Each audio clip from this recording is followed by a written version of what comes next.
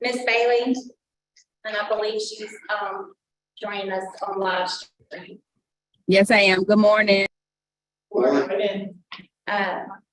Miss Brady is here for as a proxy for Dr. Cable. Welcome. Thank you. Ms. Coleman, Here. Dr. Davis, Mr. Estes, Dr. Henderson, Ms. Lawson here, Ms. Talbert, Ms. Merritt, and Brooks Powell. Here. You have 4, which does not constitute a quorum, so you would need to go into executive committee.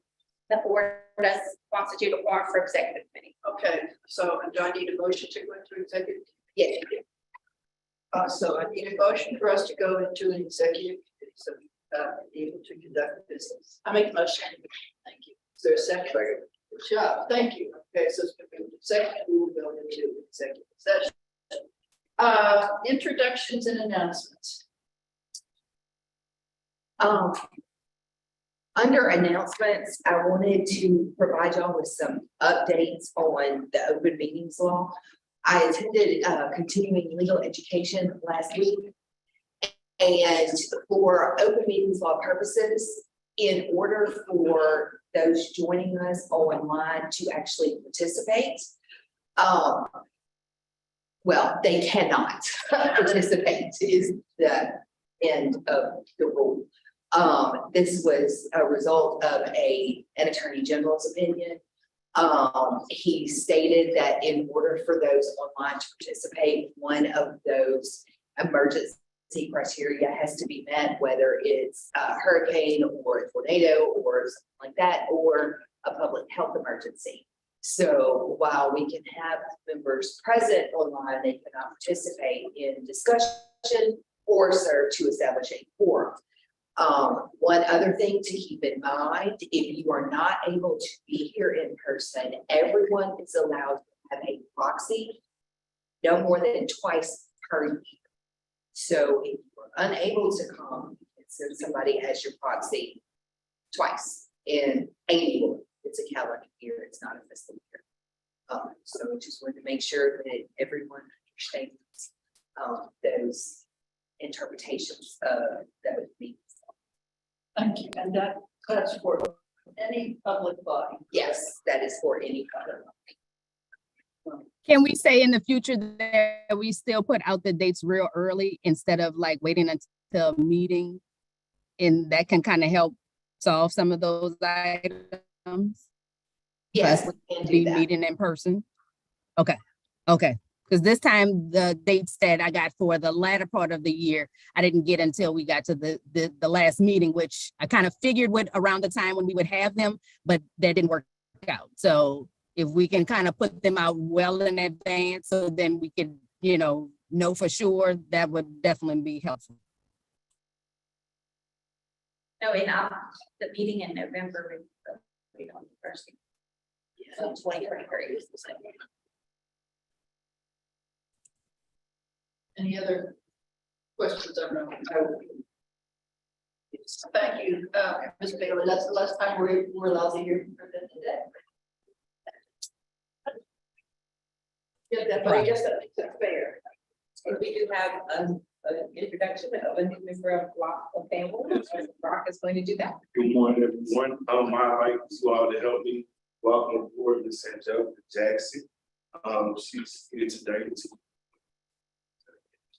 basically Angelica joins the fiscal division as our staff accounting. She would be responsible for primarily our rental car agreements as well as processing other various with vendors. She earned her bachelor's in accounting for Iowa and has over 13 years of experience in state government, with the most recent 5 years being as a staff accountant with the Department of Natural Resources. So we're excited to have her on board, and she's already hit the ground running to make a great impact. Thank you. Welcome. Where are we on? That's it for introductions and announcements. Moving to approval of the minutes from the last meeting. Sure you all had a chance to read them.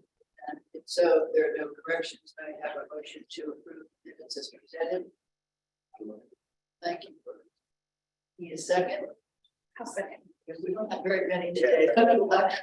Sure. It has been moved and seconded. All those in favor say aye.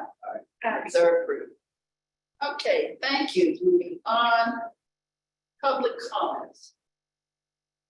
Any public comment? Andrew, did we receive any public comment? No comments. Thank you. I have a question. Back up. The public aren't going to be able to comment from there anymore, correct? The public can comment. The members must be in person. And that is to allow for the full participation of the public in the meeting. That was the explanation that we were given. And this was, I would like to, I'm trying to clarify this for other public bodies. So the Attorney General's opinion says that if the meeting must be live streamed. I'm thinking like Board of Regents. The Board of Regents, their law specifies that their meeting has to be live streamed. Correct. If it's not in the law, they don't necessarily have to be. If we continue to live stream, then we can, of course, allow the public to comment through that live stream. I was also thinking about, and I'll check the Attorney General's opinion. I was also thinking about meetings of the committees of the legislature. Because they're all live streamed, but in order to comment, you must be there. But if that was only during COVID. During COVID, they had a provision where you could submit comments. You could submit them, but you had to submit them ahead of time. And the live streaming, there was no opportunity for interaction in real time. Right. So, but I'm trying to figure out where we are. And Andrew, you can correct me if I'm wrong, but the streaming here is on YouTube. So they can't actually join our Zoom meeting unless they actually have the link, but they can comment on YouTube through YouTube's comments. So, right, Correct. Andrew? Correct. And then there's a form on the website where they can submit it that way beforehand. And that has not changed. None of the Attorney General's opinion has changed that. Yeah, and the legislature does still allow Submitted. All right, thank you very much for that deviation. All right, moving on to, so there were no public comment. No opportunity. So moving on next to the program updates. Savings program update. So. Good morning. Notice on the screen that start saving our active accounts as well as the account balances, K-12 and ABLE. This was as of 10/31/22. In relation to the handout that you were given, we have added some new investment funds to K-12 program as well as ABLE. There was a request from a financial planner who handles disability clients with disabilities, to ask for some additional funds to be added that were safer with the market downturn. Notice that there were 2 added additional for ABLE, as well as 4 added additional for K-12. These were already funds that we were using in the Start Saving program, but they were also added to K-12 and ABLE for diversification of the portfolio.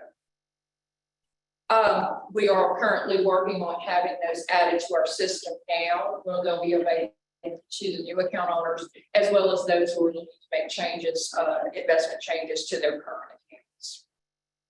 Also, for ABLE, we are working on having prepaid cards, basically prepaid debit cards that they can use to when they make an ABLE disbursement, the funds would go to that card.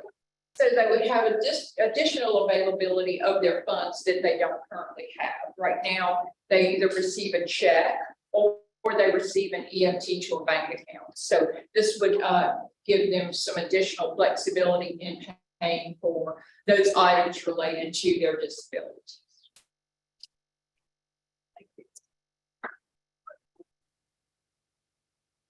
that is all I have for you today. Are there any questions? Can you refresh my mind, who chooses the funds that invest in? Treasurer's office. And so to add this, what I heard you saying was this fund was already there. And It was there for the START program, START and the treasurer, program. right, and the treasurer decided, based on that request, to add for K-12 as well as A, but we've had those funds already, the new funds for the other programs, we've already had that for the START program, for the college segment. other questions, comment? Okay, moving on, college access, successful communication.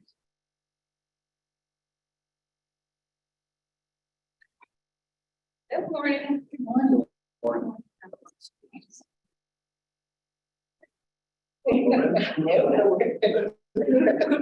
Also speaking to public comment, the things that we can do under the policy makers tab on the website, add a page for advisory board.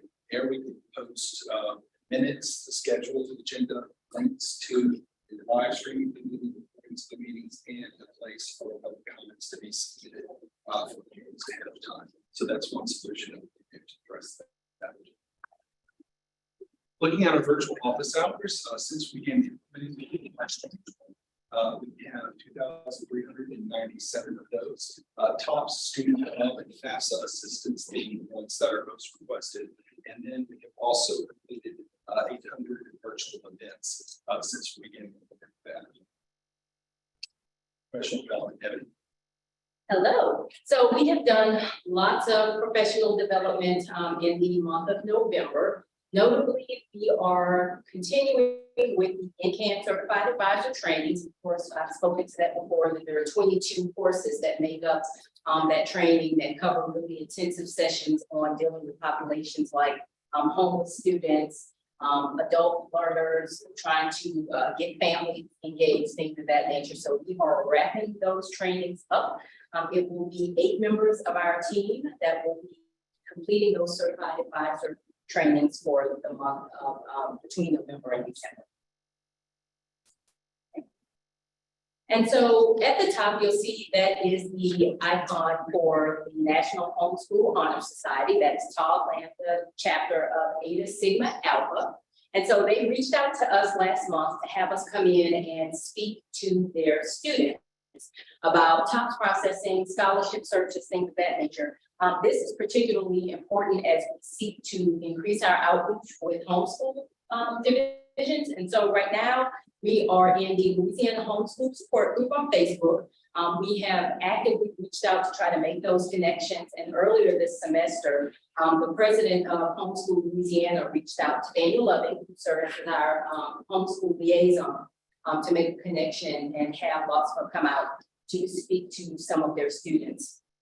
We are well into FAFSA and LCAM season. To date, we have done about 30 LCAM events, which is slightly up from what we saw at about this point last year. And then finally, Livonia and I, Livonia being the Director of Student Engagement, have done multiple joint events this year. This is probably the last one for 2022, but this is the Cowan Institute in New Orleans. You'll see that Dr. Bosper was the plenary speaker for that event, which was called Convening the Post-Secondary Convening Life After High School. And so the title of our session was Engaged to Attain Promising Practices for Student Access, Success, and so Livonia may touch on that more, but we did cover the networking groups. We covered some of our newer programs like MBA Foster, Go To Leaders, which is a really, really nice thing. Okay, for social media, the monthly scholarship post at the beginning of each month remains our most popular one with 150,000 collected reaches, shares, viewings, etc. Most of these come from Facebook, and we also have posts about college affordability that we can share during LCAM one. And then we recently had our apprenticeship there recently, and that was a popular post as well. So we will continue to post things like this, develop more programs in order to grow our reach on social media. Additional takeaways that we have as we look at analytics, our followers mainly consist of women from the age of 35 to 55, primarily use Facebook. Organizations, executives, policymakers, et cetera, are mostly on Twitter, and then Gen Z millennials students on Twitter as well. We are looking to, of course, increase the number of followers on our social media platforms, and also to increase the number of followers and engagements on Instagram. That remains pretty low. Our Facebook reach total is up 68% from last month, and the number of new followers that we have is up 94% from last month. We've been sharing information about our Start 529 accounts. We've been cross-sharing those on the Start social media platforms as well as LOSFA, and we're starting to see an increase in engagement for doing that. LDOE regions are the ones who are tweeting us and retweeting us the most. I think that's all I have on that. Is continuing to increase our following on our platforms and redoing our website as well.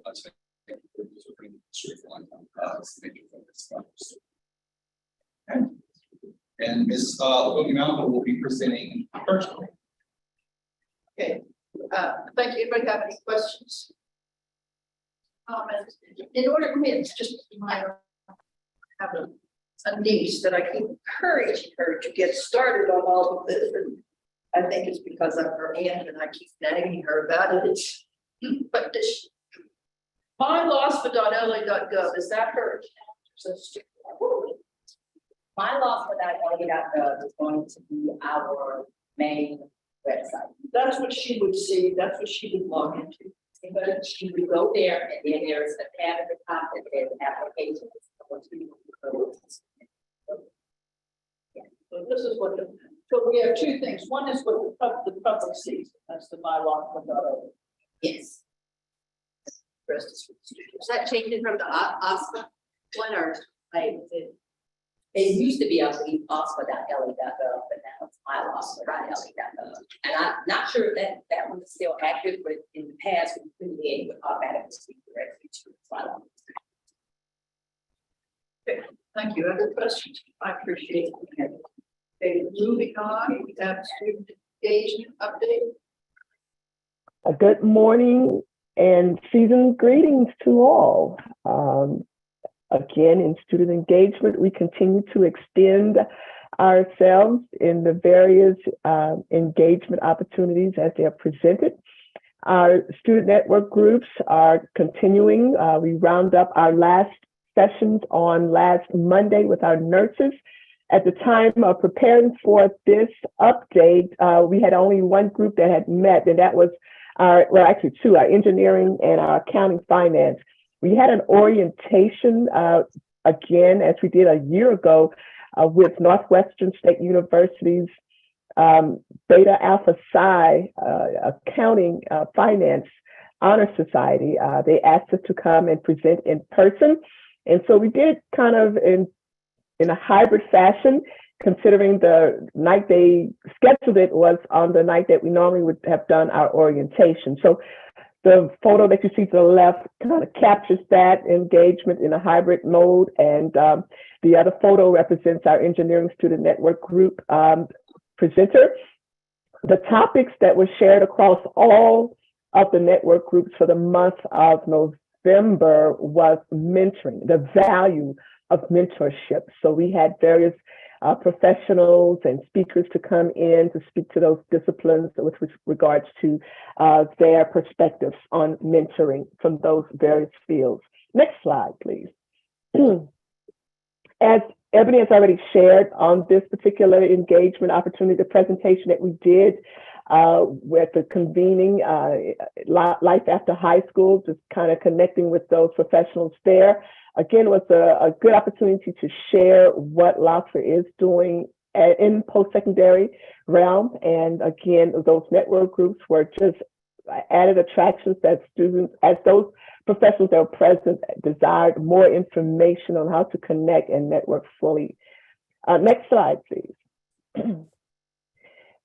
As was indicated, thank you, Shane, for making reference to the impact of the postings in the promotion of our this is the second annual virtual apprenticeship fair that we convened in conjunction with LaFosse and Louisiana Workforce Commission. As you see in the screenshots there, we had Secretary of State Ava Cates, to present, and a host of professionals from various fields. Again, as Shane indicated, that posting itself was the third highest for the month. As you can see, it's indicated and reflected in the total number that were registered. That being 549 we received through our registration portal. We are still tallying up those that were actually in attendance, as many of the 10 schools that were present, they had group clusters of viewers. So again, this event was held virtually, I might add, and it has birthed further conversation with LWC, who I'm understanding members of our staff and LaFosse are planning. Per their request, LWC would like to see these type of events held on a semester basis. So we'll keep you posted as those are considered. Next slide. And I think this might be our last slide. Again, beyond our virtual offerings through our network groups, we are again showing community collaboration, community partnerships, whereby we are extending the work of LOSFA outside of what we normally have traditionally been doing through the network groups by connecting local high schools, local community-based organizations that are seeking to support college access and attainment. We are still steadily providing those technical assistance. So these photos share a mixture, assortment of different engagement opportunities we had. The one to the far left shows a local high school class. I think it was a communications class, wanted to treat some of their students to explore career opportunities in the media. And so we had an invite from a local media personality that gave a tour of their local TV station. And also students had an opportunity through partnership with community members to experience a business etiquette exercise through a business lunch. That was North Central High School students. That same school later reached out wanting a tour of NSU as they expressed interest in forming an esports team. NSU is one of our few colleges and campuses that has a phenomenal state-of-the-art esports venue. So beyond that tour of that venue, 50 students, as reflected on the photo to the right, were given an opportunity to visit the campus in person. Dr. Marcus Jones himself came and greeted the students and welcomed them, all preparing, again, high schoolers to continue to think about their post-secondary possibilities. The photo in the middle reflecting the Guardia initiatives, I mentioned them in our last month's update where we were just beginning that partnership. This particular photo, these photos show our first and second meeting. We will continue this development to connect this community-based organization with all things LOSFA resources, as they are serving a mix of students, international students, Nicaraguan, undocumented students inquiring about their post-secondary pursuits, students from the inner city, and so even students that are beginning to transition. With all of the work that we're doing with these community-based groups, we are linking them with a continuum of services into other LOSFA resources to sustain the work. And I'm thinking this is the last slide for engagement for the month. I do want to add, we are in the process of creating yet another calendar for our student network groups as we look to launch in January another cycle of that offering. Any questions? Thank you. Any questions, comments? Okay, appreciate it. Appreciate all your time. Moving on, we have the field outreach services, Dr. Cobb.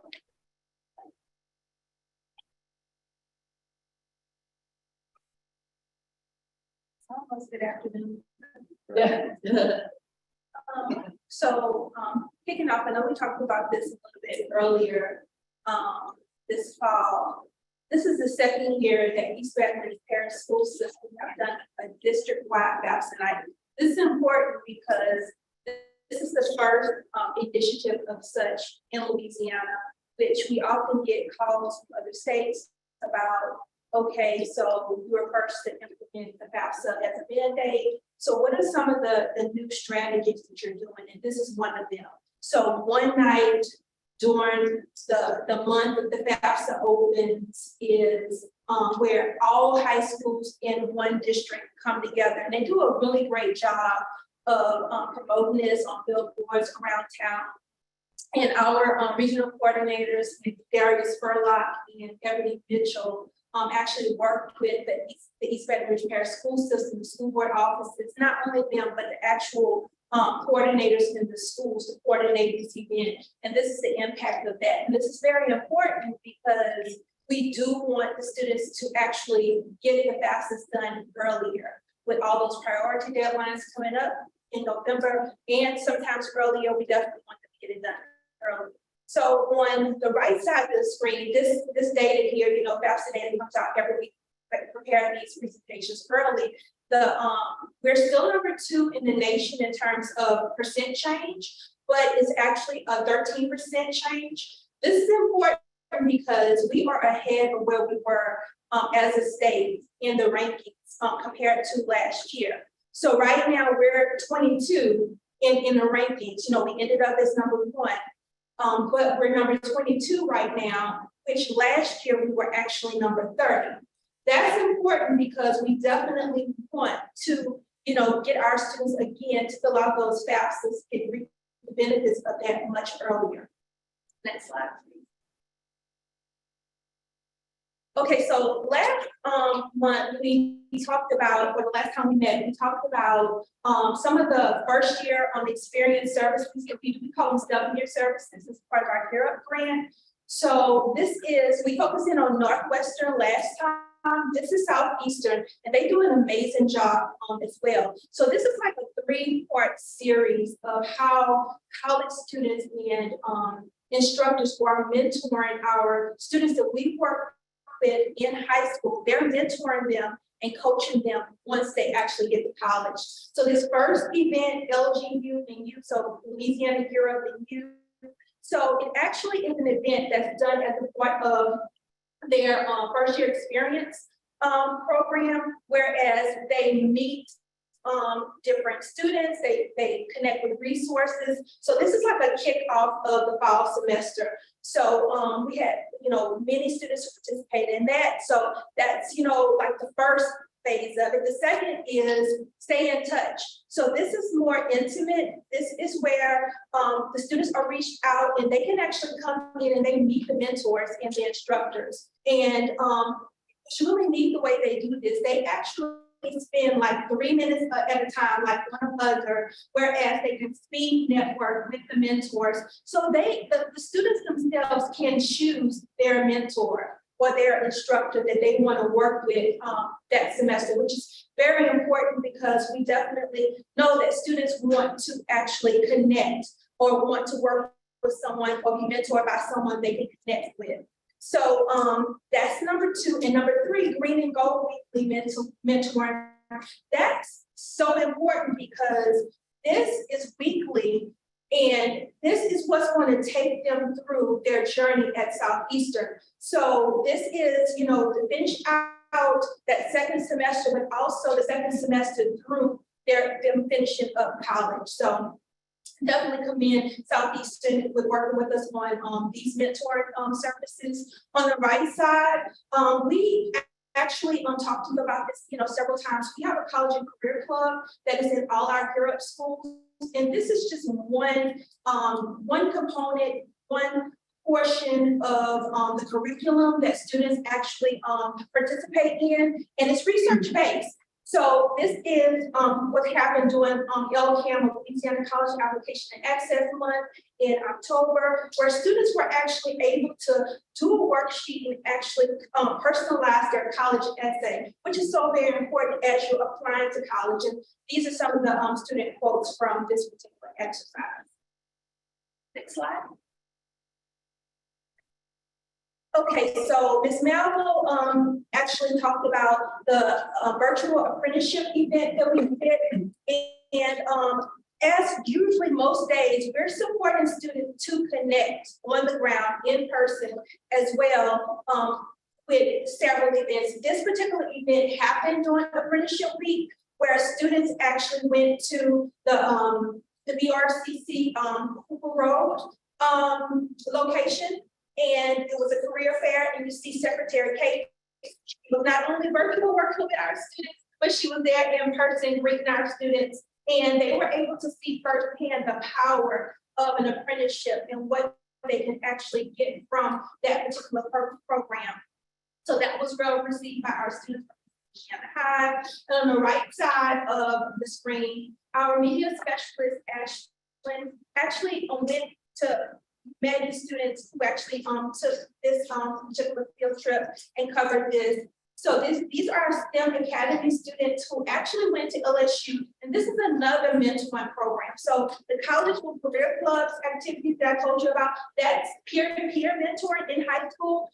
And the Southeastern, that's mentoring, and this also is mentoring as well. These Chevron Engineering Ambassador students actually were mentoring our STEM Academy students on LSU's campus, you know, giving them classroom experience with that instructor there or being there with them, and actually telling them about a minor in robotics. As you see Rachel down there was doing, and helping them to understand the programs of study and the pathways and how they can be just like her on LSU's campus. So that's what we have. Thank you. Do you happen to know places like SLU, do they keep track of, do they have data on how well the students have done?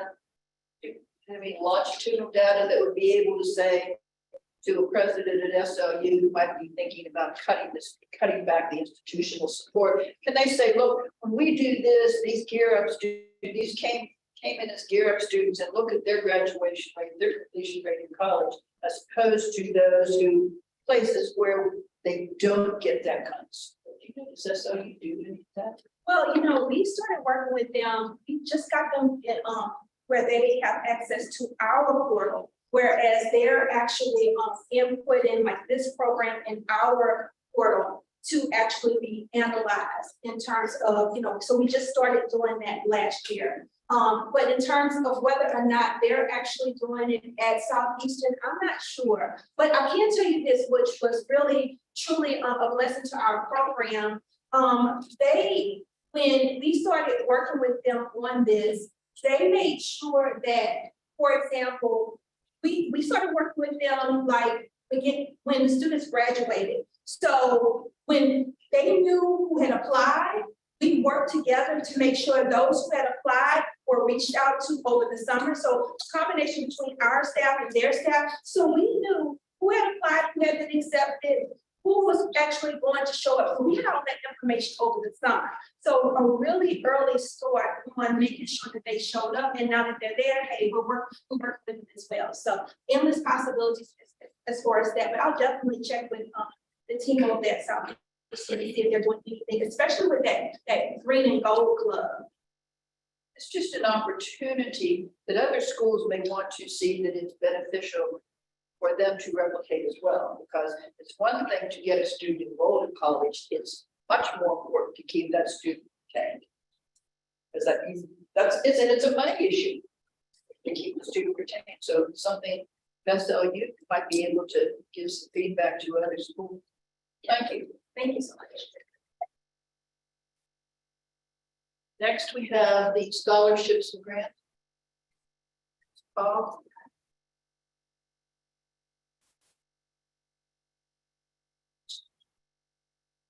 Morning, everyone. Welcome back.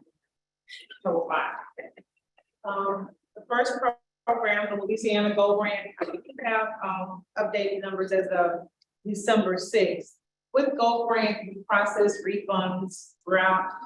So the actual total is a couple of $100 less than that, but, we're very close to the halfway mark of the program, and some schools that have traditionally not billed a lot in the fall, we work with them specifically, so we feel very confident that we'll reach the full allocation of 5 million once the spring starts. And then this is Louisiana Tech, for instance, they're quarter school, so they're just started their winter term, so that'll go down by $700,000 when they submit their winter billing. Then after the 14th class day in January, we'll start on the spring billing.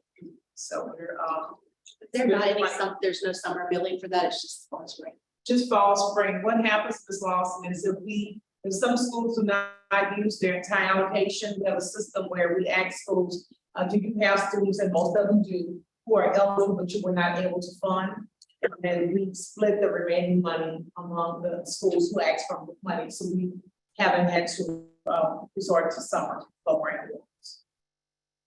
Our John R. Justice program, those are the applicants, but we've received more than normal withdrawals from the program. Some of them have switched to the federal sector. We know statewide, if you listen to the news, there's a shortage of public defenders. People are leaving that industry.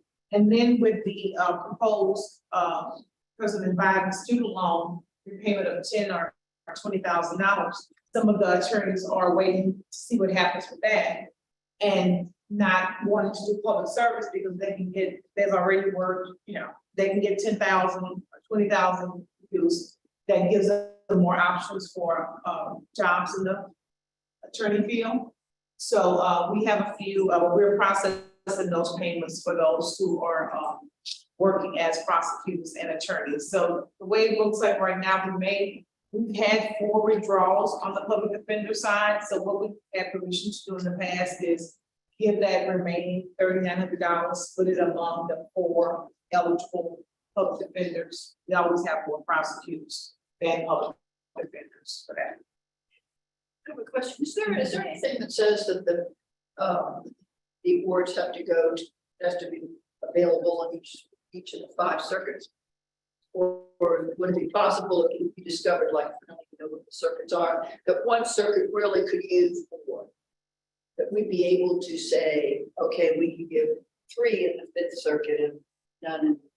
Well, they're geographically, like the first circuit is north, west Louisiana, northeast. You have more attorneys in the south.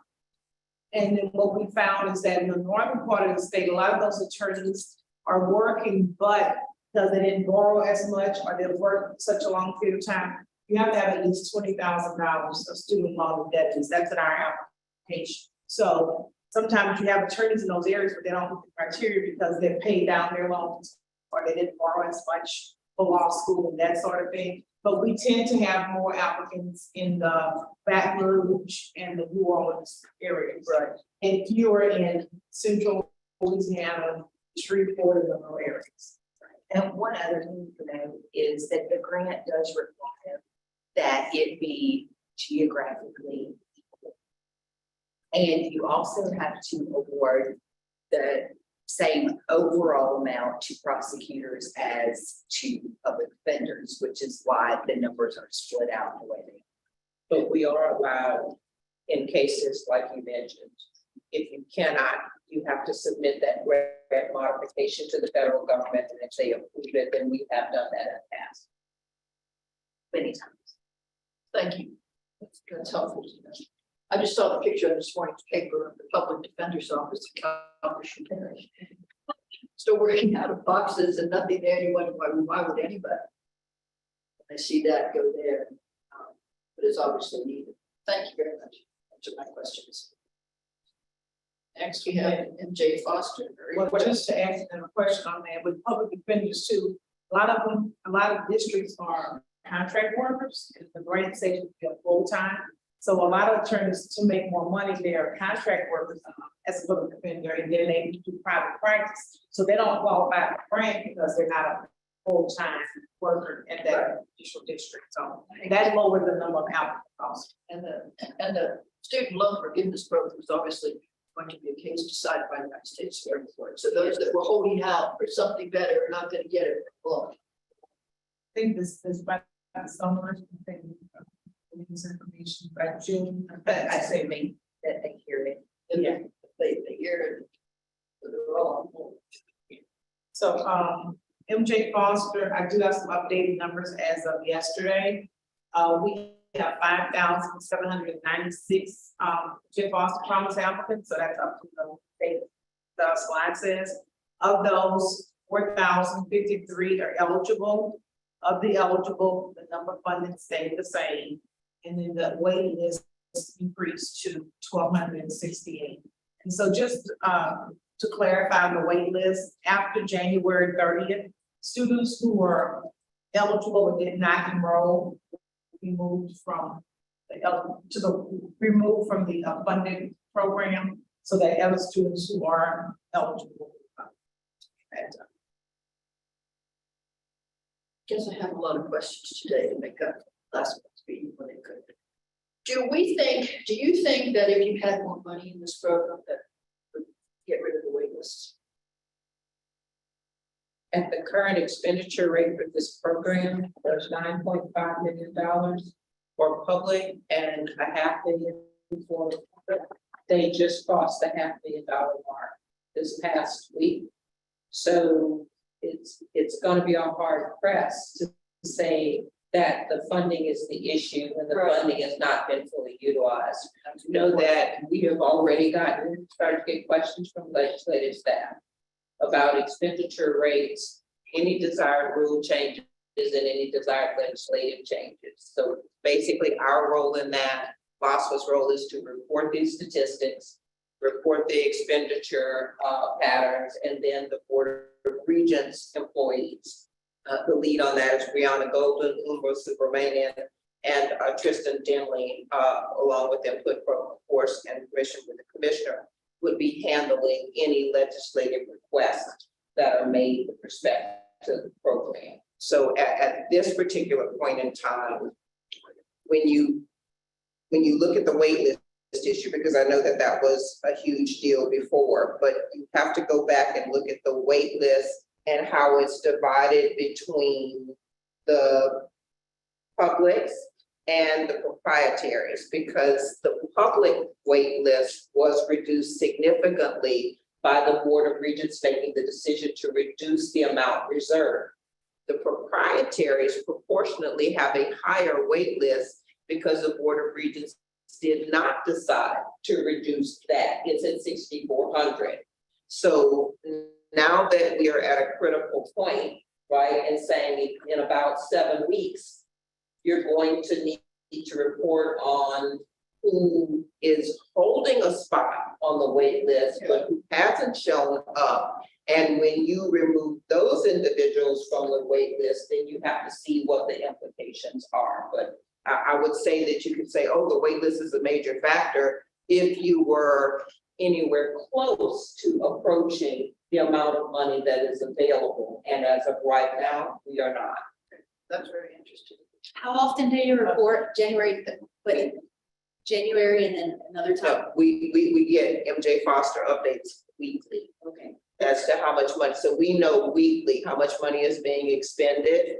And when we get those reports, they go straight to the commissioner, they go to Dr. Denley, and now when your legislative staff starts asking you for those numbers, that means that they are getting ready for any discussions that they anticipate coming up in the session.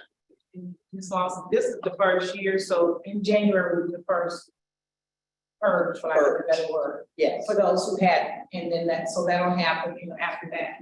And with MJ Foster also, Ms. Coleman, is last hour in, so if a student had other funding that covered tuition and books and the eligible charges, then they don't qualify to receive funding from that program. So these people that are eligible that don't enroll, like if something were to come up for them and they get moved off, if they go back onto a They wait can list. reapply. reapply, but they are not moved off to the wait list. They have to reapply, and get back in line. In other words, somebody that's in line in the queue on the wait list, they're not gonna drop off eligible and then jump in front of them in the wait list. It's like, no, you had your shot to do this since from July, right? So now they will have to reapply, which means individuals move up from the wait list. But when you look at the wait list compared proportionally to the amount of people that we're actually paying, then you don't see, then that gives you the thought that the wait list isn't the issue right now. Clearly, like, people are aware of the program, like, you, like, that would be what you might Exactly right. consider, like, why we not spend the money down, because people are aware of it, that's not where our issue is, it's just the guidelines are not, and I guess because it's the first year, maybe changes. Well, with last time in, if a student gets a full Pell and they're going to a community college, that will pay their tuition and fees, so they won't have eligibility for anything else. And to Deborah's point with the last dollar, right? When you look at, it is challenging when you work with lawmakers to separate total cost of attendance from tuition and fees. Generally speaking, let's say broad policymakers feel like the public should be paying your cost to enroll, as in tuition and fees. But true cost of attendance is tuition and fees and room and board and books and materials and supplies and miscellaneous and perhaps childcare allowances if you have dependent.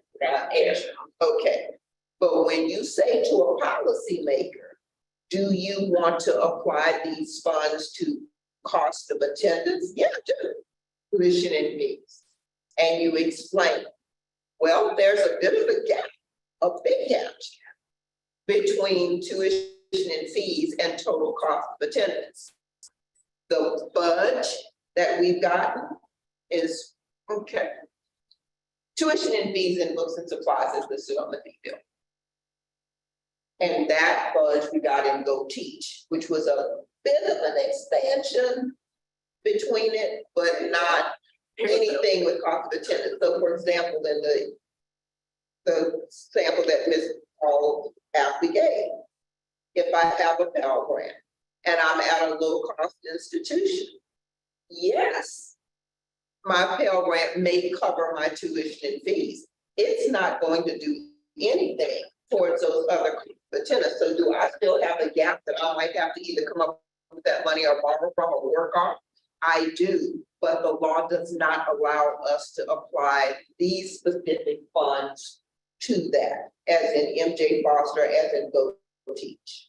So it's the way that legislators write the law and how broadly they want to apply it to the cost. We do say each time.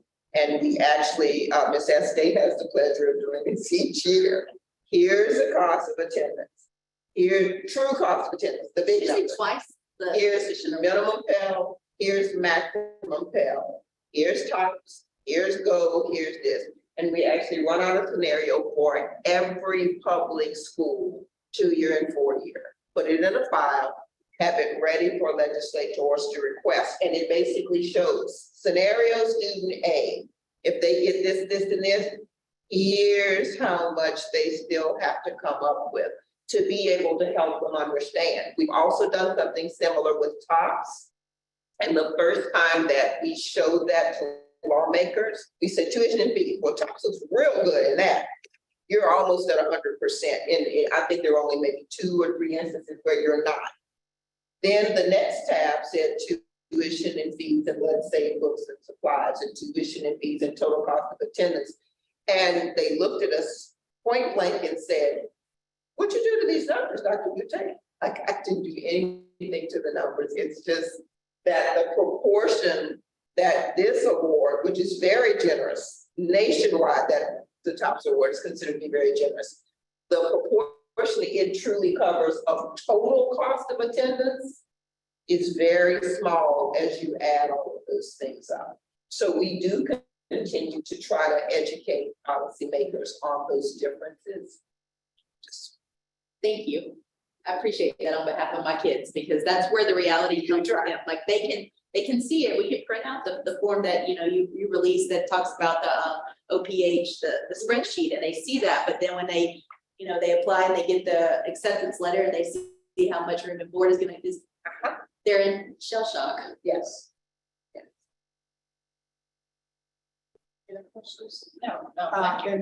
Goal You Challenge is the students who were in the National Guard YCP program who are eligible to pursue post-secondary education with a major that includes a 3, 4, 5-star job. So in the fall, we had 6% in that award. Any questions? At this time, I'd like to take a point of personal privilege to acknowledge Ms. Christy Lawson and I, guess probably over 2 years ago, she had a student that she was working with that had run into some difficulty, and she contacted me. This is one of her students who graduated valedictorian and was applying for school nursing at Southeastern. And so through a series of doing a whole lot of work offhand, she and I, the student is graduating. I think she's a 3.84 in the nursing curriculum at Southeastern, and she's graduating on Friday. But Ms. Lawson is just such a great advocate for her students and spends a lot of time outside of that 7:30 to 3 o'clock window, helping them get to where they need to go. This is a first generation, low income, full Pell student who is just doing exceptionally well and getting a nursing degree. So I'm going to the pinning ceremony on Thursday night. I've never met in person. We text and talk and all that, but she just done an outstanding job. She's graduating on Saturday. It's from Southeast. So Ms. Lawson, just keep up the good work. Thank you. I appreciate all your help in that. Thank you. Way to go, Christy. Thank you. It's hard to get people to care outside work hours. It really is. When you see kids that really want it and just need a little bit of encouragement, like it makes it worthwhile to encourage them. And to have people, you know, hear that, I was like, I don't know. I mean, it initially was about her the question about TOPS eligibility with taking different classes, and she had taken everything she needed to take first off and would have to sit out a semester. And I was like, only person I could ask is Miss Deborah. And then it just kind of went from there, you know, and like I shared a little bit of the story with her, like, this is the situation. This child is motivated, driven, made a mistake. And like, I want to be able to try to help her. I've gone as far as I can go to help her, like, and let me connect you with other people. And she jumped on board, like she said, she hasn't met her yet. And I haven't seen the person in a couple of years, but we text and talk. And she was like, hey, while we were here, she sent the pinning ceremony. And so I was like, I need to tell her. And she got the same text message, you know, just like, hey, I want to let you know this is happening, you know, before. And so, I mean, that's my plans Thursday too. Everything is now shifted. I am going to Southeast on Thursday as well. I just found that out like in the middle of this meeting. So thank you. And I suspect that would not have been the case, except that she had 2 people helping her. She did the care got her through. She just would have, they get overwhelmed. They do, but I mean, like, I just listening and knowing like different programs. Like, I come here and every single time I come to these meetings, I learn something different. Like, and I'll take it back, and then there may be somebody, and it may be this child graduated in 2018. So it's not, I mean, it's been all these years that it's like, oh, hey, this and this and this, and then I'm hearing Ms. Malvo talk about these programs where she wants to connect kids together, and I'm like, who do I have on my campus right now? Like, you'll have the kids that aren't really motivated, but you also have those kids that you don't know, or like question it, you don't know where they are yet until you start having successes. And when you have a trailblazer, you just go with whatever you have, no matter where they are. So, you know, that's the thing that I keep learning. Like, listen, hey, what about this? What about this? What about connecting with the person with this? Because that's all I can do. So me asking the question about this gap that you're talking about, I see that. I'm seeing that right now. And it's very hard for me to get these students to complete the FAFSA right now, because they look at that number and they're like, there's no way I can go. Why am I going to even bother? Like, this year, my numbers are like, normally by now I have almost all of my students, but it has been so hard this particular year because they, you know, even kids that we had graduate pandemic, they're not able to afford to go right now. So what is my motivation for doing this? Like, my brother couldn't go, my sister, like they earned what they needed for TOPS Tech even. Like, they could go to that school, but they can't make that last bit of like, they don't have a car, they don't have the transportation, the gas to put in the car, they don't have just enough money to get to where they need to go. Now, I do have some that are, you know, but I'm watching them, it just takes a little while for the success to get there. So I'm like, I'm so excited about this student, because I can say, you can do this, here's the evidence. And it just is taking some time, but. And it may very well be that later in the student's life, she will turn around and help somebody else. Oh, she will. Get through. I mean, it's just like, it's those connections that matter, and sometimes that's a lot of times that's what it takes. And going back to an earlier slide, I thought it was quite impressive, and kudos to those people, the young student who comment a lot. I know how to engage people properly at a business lunch, and I knew the decorum, and that's something that's a skill that's going to carry forward, you know, in a career setting, that she got through her involvement with one of the outreach. That's just my thought. Anybody else? Thank you, Christy. Ms. Malvo's already texted me to say, is that talking? We have a transition networking group, which is new. And this is for high school students. We were having high school students, and they still can join the college networking group so they can see your near peers and talk about those common struggles. This transition networking group is specifically for high school students as they go through these struggles, and they meet people from around the state virtually that know that the struggle is real, it's common, hear people that have overcome it.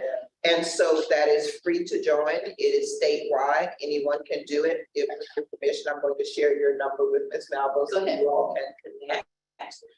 And actually, in the executive director's update, to your point, that is why we contracted with VAWA, because it is time to be able to say, these are the practices of all the things we've done. These are the practices that actually move the needle. And then we've got to combine that with what we hear from these students saying, this is why I'm not going, even though I have tops and tops tech and business. This is why I didn't enroll. Because until you can bundle that, package it, and give it to policymakers from the board level to the legislative level, we're still going to be sitting here having the same conversation.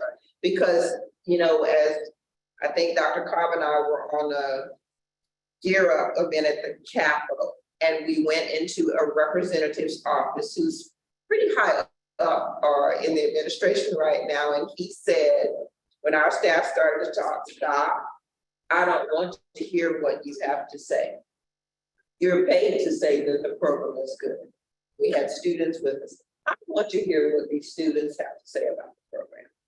And so if you have to have somebody tell you that, you're already behind the 8 ball, right? So what we're trying to do now through these groups and these interactions is not up to do it. If you can't show a policy maker, this is the difference it made, and give them those student voices before they ask you for it, that would be like now, then you don't get a chance to move the policy go on it. And that is LOSFA, trust me, is actively engaged in trying to elevate and amplify those voices to say, you keep asking me why, don't ask me why. This is what the students said as to the gap. You get enough of them saying that, you might have a chance of moving that, what last dollar means, and that inclusion of what you can use these monies for, broader than tuition fees. So we welcome the help. Sure. So just to dig just a little bit deeper in what Dr. Luque was speaking about, when we went to the Capitol, now the person who was actually speaking was a student, but the lawmaker did not know that. The beautiful thing about that story is this: Timothy Thomas, who currently works for our organization, started as a Europe student. So he didn't know that at that time. She was actually an employee. But the beautiful thing, the reason why she's able to engage with young people, a whole bunch of young people with us there at the campus, able to actually read, able to actually speak to what we've been doing for them. But it was a good learning experience for Timmy as a program representative to know that this is how lawmakers actually see people who are paid on the program. But she's able to be paid on the program simply because she was a student. Simply because not only did Europe actually help her with that first degree, Europe actually helped her with that second degree, is where her master's degree. She works here right now, still empowering students. See what I mean? So that's the beauty in actually mentoring. That's the beauty in what Europe does. That's the beauty in actually the work that you do in terms of being able to, impact. So I just wanted to share that. So is there a way to get Europe back? That a possibility? We'll talk about that tomorrow. Okay. I don't really want to see that go away because I know that it does benefit kids. Anything else? Move on, and as I heard, we're going to come back to some of these. Okay, Brett? Helps updates. Not much has changed with the TOPS update this month. We're showing a $12 million decrease in TOPS billings from last year.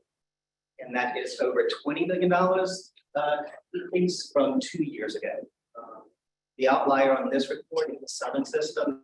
Southern Baton Region is going through an audit at this point last year, and they waited until the audit was over before they sent their billings in. So next month, when we show this report, that should be less.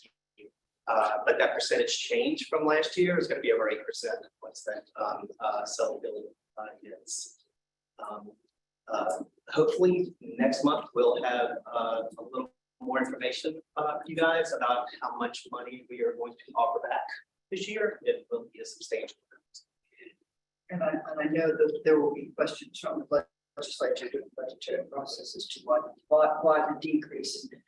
Who's responsible for it and how can they help or not help with that?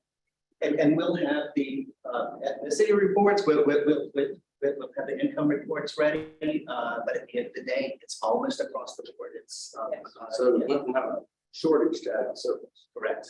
Big service. Yeah, we were even making some of those bills. It goes to this, it isn't enough to be eligible for the award, as the statistics that I'm getting ready to show you demonstrate. No, it is not. I have a question about that. So if this year we have a surplus, but we have more graduates next year that in the 2023 year that are eligible, is there a way to justify that, based on the number of graduates, or no? If we give it back, that's where we're gonna start next year, or how will that work? There'll be two parts to that. So we're going to give the money back, but we are also going to update the projection. Okay. And the projection isn't going to be what we spend this year. We're going to assume an increase. There likely will be an increase next year. Because of the number of students, but I know that we're kind of in there are less kids graduating from high school because there were less students born there that year. I know we're kind of in that valley, so I didn't know if going up. There are fewer eligible exceeding the criteria. And that too, in academic years 2017, 18, and 19, there were large incoming classes. This May is the 8th semester of that last large incoming class. So at that point, it's going to even out, but I think we're going to have one more year. I hope I'm wrong. That's about what I would see too, because the pandemic is the effect of that is kind of pushing these kids out. We're starting to get students that are everybody that's graduated high school was not in high school when that happened. So now we're kind of getting that back. So, But right now we're seeing a triple threat. Fewer high school graduates. Of those who did apply for TOPS, fewer made the cut to be eligible. And of those who were eligible, fewer accepting the award to go. So when that is the situation we find ourselves in, so that brings us to the whys. And so we'll. There's no question to that. Yep. Okay. All right, so bring your attention to two things. This one was in your packet. It looks like this, and I think you have a handout of that. So at this particular point in time, you know that you have two handouts. You have this handout, which is the best practices, and you have this handout, which is the first evaluation, external evaluation that we're looking at, where we pair the Gear Up data with what lawmakers are going to be concerned about, which is what we just talked about. Were they eligible for TOPS? Did they accept TOPS? Were they eligible to be enrolled? Where did they go? And why is that important? Because you have federal performance standards with Gear Up and you give a federal report. But you're at the end of the Gear Up grant. This is year 7 of a 7-year grant. The money from the federal government we anticipate will be expended by year 7. So you do not have federal money to request a no-cost extension in year 8. So where do you find yourself? You now find yourself back to where we always said we would be at the end of this time, asking state lawmakers to give you money to backfill federal. What is the status on the Gear Up grant? 1, they do not know that there will be a competition in July of 2023. 2, if there is a competition in July of 2023, the federal government could decide to do something called fund down the slate. That means fund the people that were ahead of you. Last year, they did 2 state grants. Look at those odds, right? And, or they could say, oh, new competition, all of you have a shot. So you can't put all of your eggs in that basket to do the work that we know is important for the students. So where does that leave LOSFA at this point? Using the 1.9 that we have for state match money so that we don't lose it, taking the best practices that say what's important to the state, what made the biggest difference, and redesigning what we're calling LOSFA 2.0 to say whatever outreach we provide, that's not Gear Up because Gear Up money is gone, that grant's gone. Whatever outreach we provide, whomever we hire to do this work, whatever body of individual, it's got to be based on what Ms. Coleman asked about. Well, what worked the first time? So you're not in what would be nice, what sounds wonderful, you're in what moved the needle, because that's what a state legislator is going to ask you. And we have to be able to answer that. So if you look at this, I'll walk you through the lines.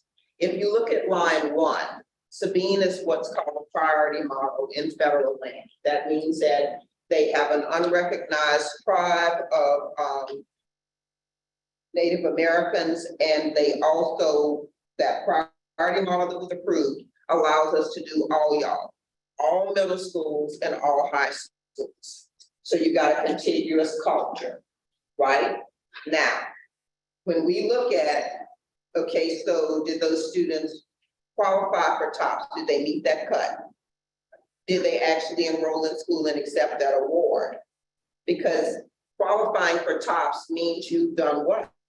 A 17, 18, 19 at a minimum, 20 or plus, you met the core, you took the challenging curriculum, and all of those things signify what? Readiness for post-secondary education. And what's that proven by? Regents already asked it in October. But when you look at top students versus non-top students, what do you see? They graduated at higher rates, they retained at higher rates. So it's very difficult to say that, oh, those standards don't make a difference. Well, yeah, they do when you look at whether they're prepared or not. So line 1 is, how do the students in the Gear Up priority model do with respect to how many were eligible and how many actually accepted the award? So you have 2 charts, TOPS eligible and accepted the award. So did I make the cut academically and did I go? Line 2, I'm in a Gear Up school. We are sending money to that district, but I am not in the priority model.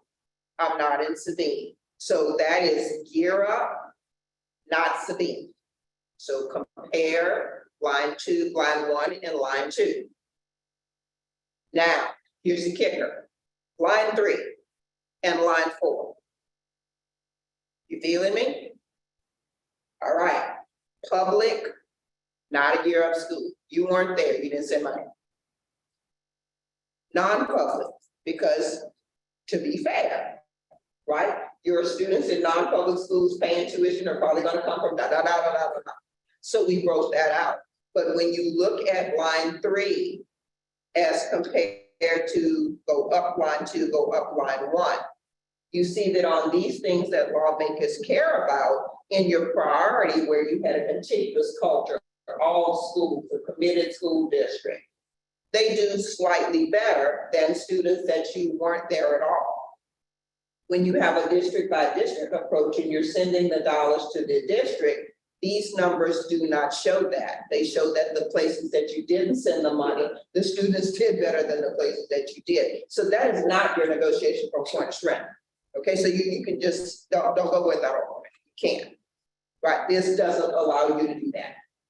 So we say, okay, well, you're gonna throw the baby out with the bathwater, because all of these stories that we heard today and that we hear every time say, it works. So what did we ask Bella? Well, define it. What works? So you see these services at the bottom where we asked Bella to tie the services to the outcomes. You see the page 2 of this report where they kind of summarize and say, okay, now that we're back from a $3.5 million a year plus match down to a 1.9 that you got to take operating expenses off the top for the individuals you're going to employ, you don't have a lot of cushion, right? So you either focus what you're going to fund on what the data show worked.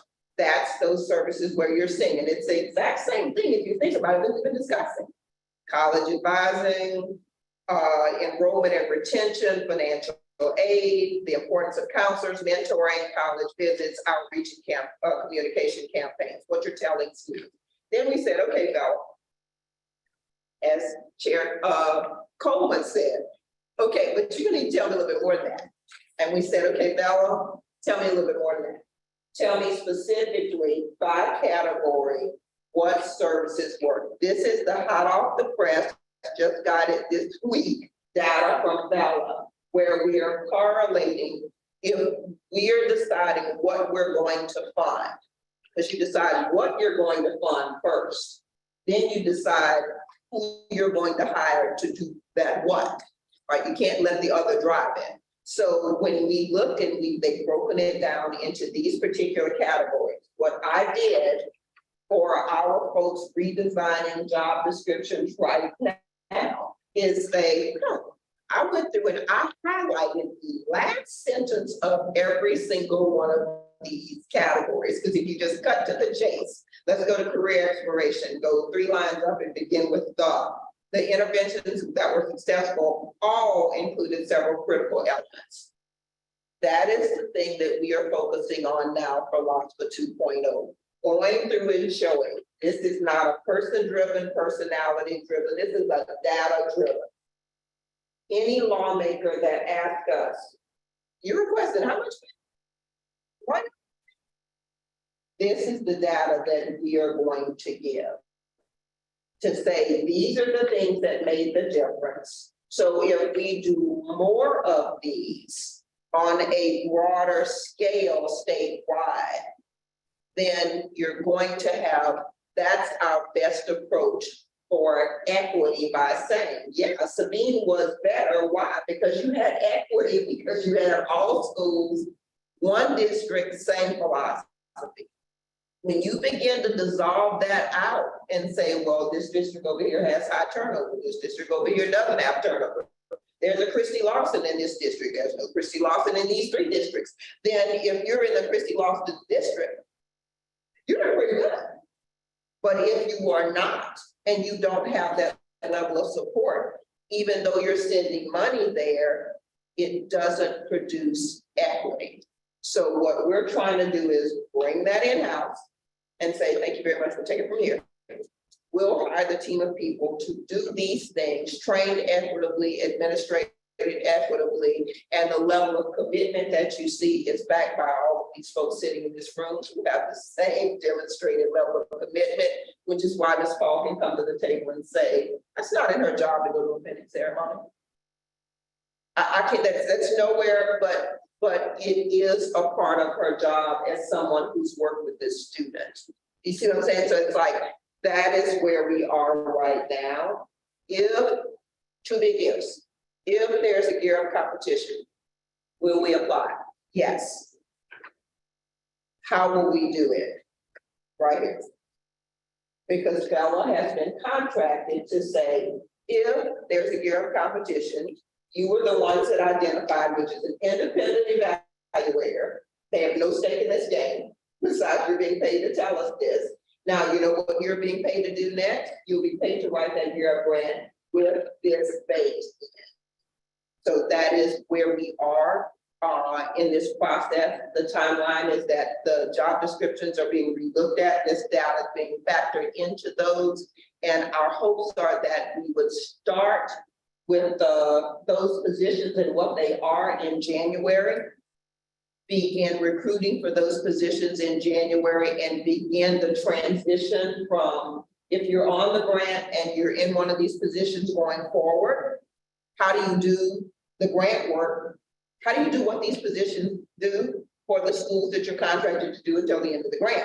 Such that June 30th, right, is another date on the calendar, and we keep rocking and rolling, but now you're doing that broadly, and we can work out kinks that way. So that is the grand plan that is currently underway.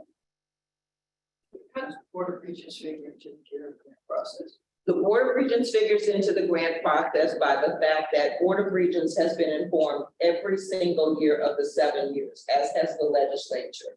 We're in year 1, we're in year 2, we're in September, we're in year 7. So Your grants came through Board of Regents. because they're the administrative entity. But what their role is in the budgetary process. When we say, so hey, I've got 1.9 that I hope you never take. Okay, and then I'm losing 3.5 with this grant, but then you just go to the MJ Foster and go teach and the like. And you're done to do adults. Those are all adults who aren't using the money either. Right, so I'm asking you for 3.5 for secondary, 3.5 for post-secondary. Based on these best practices, their job is to say, okay, I hear you. I'm gonna either put that in the budget request or not, and Board of Regents is the one that lists that in priority order, which means, you know, if you're number 14 out of 14 when it goes to the division, good luck getting your money. So that is the role that they play. They are informed. All of this data has been sent to the commissioner such that she is aware of the plan as well. Okay, I have a question. It's technically not a question, and I know I can't interject, but I still want to pass the comment. I mean, I don't want us to get geared up to be totally gone. Even though I don't care what numbers are showing, I feel that this is a program that our state definitely needs, and we should not just, because we don't want to, just dissolve it or not apply or whatever it is. Because I find that a lot of times our students, when they're in the lower grades, if they're exposed to those things up front, even if it's not at their school, it could be at their sister's school or their cousin's school, somebody in their family school, and that information is still being disseminated to them. Those are our same students that turn around and they're making the grades and they're becoming our TOPS recipients. They're actually graduating, becoming our TOPS recipients and passing on and becoming now, not so much our work study students, but then they're becoming our advocates, our Mr. Darius's in our group. These are our students that, you know, showed through, like Dr. Cobb mentioned about Timony. You know, those are students that we can say, put our hands on, and we know that this program works. I got it that we want to put our eggs in one basket about other stuff. I just don't think we need to dissolve this group. I mean, you have 31 people that we're getting ready to decide that we won't use them anymore at this point. That's 31 people that we will lose on the ground, that I don't think you guys in the room truly understand what it is these 31 people do every single day, talking to students, talking to families, being up at 5, because I consider myself to be one of those 31, because I'm out there working with them. We're up at 5. We're sometimes not going home till 9. We're outside of our general 8 to 5 box. And we're getting ready to lose these 31 because we still don't know how many of the 31 we will then turn around and bring back. We might even bring back 3. And then we have to, then whatever the new description is, we're going to turn around and then have to train a bunch of other people to do something, they already have 31 people that are here doing the work. And I'm truly doing the work, y'all. So no, excuse me, I'm sorry, but I just don't think we need to figure this out. I don't think we need to lose gear up totally. We need to, and not just wait till the last minute to say, oh, I think we're going to apply for the grant. I think we still need to do.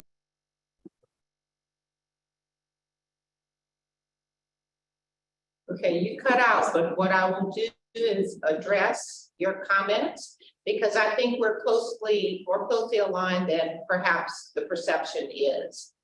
The perception is the Gear Up grant has ended, so that isn't something we can do anything about. We are going to apply, as I said, for another Gear Up grant if it is announced. That will not be until July of 2023. That's not LOSFA's deadline, that is the federal government's process. So that being said, what we are going to do is continue the services that have made the most impact, and those are the services that the data show, and those services are all in outreach, intensive advising, mentoring, provision of financial aid, assistance with financial aid, engaging parents. That is what the Bella research has come back to say. These were important things. So individuals that are in this capacity will be doing that work. Why would you not just say, oh, all, I think it's 21, Dr. Cobb, I think you corrected me, it is not 31, it is 21. Why wouldn't you just say, oh, all 21 individuals remain? Because we do not have funding to fund Gear Up using state dollars anymore. Gear Up total personnel only, not support costs, not a platform to maintain accountability for the outreach, is 2.4 million. We have 1.9, of which taken off the top of that 1.9 has to be, I could spend the entire 1.9 on staff, and then you can't go anywhere, can't do anything because I have no support structure for you. So exactly, I think what you've articulated, besides saying keep all 21, we don't have the funding to do that. So, but we're turning around and asking for 7. So to me, that if we, to be honest, we're asking. You won't know if you have that or not. So I can't hire. That is correct. Based on money that I do not have, nor do I know I will receive. I can only deal with the budget that we have, and those are the facts.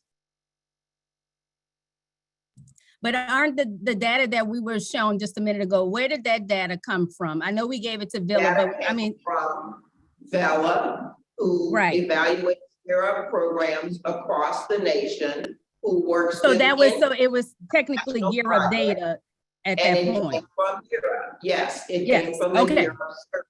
Okay. I just needed to understand that.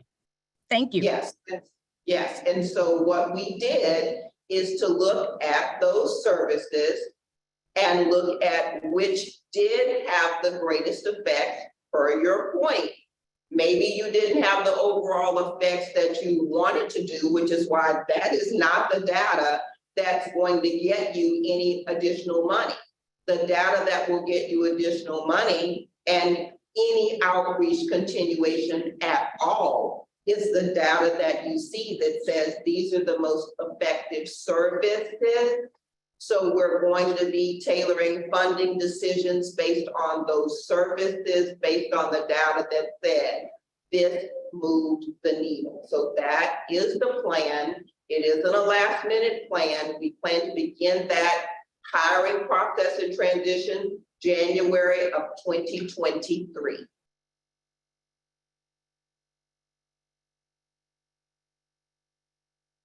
Thank you, Dr. Boutte. Well, any more questions? Anything else? I do have one question though. Sure. I originally heard about Gear Up way back in like 2005. And I don't know if this was all kind of together, whatever, but that started, and I remember seeing students, they were like sixth graders. Is that That's when what, this? that's what Year Up does, yes. Because I feel like that there It is, follows them all the way through, okay, and then it continues until, a year after they graduate from high school, which for us, note that when you do a Year Up grant, you write into the grant the schools that are covered. You live in the state of Louisiana. Just about, I feel really safe in saying, any student that's enrolled in a public school in this state needs these same services. yes, So if I have this limited pot of money, no, I am not going to try to limit it to these specific school districts.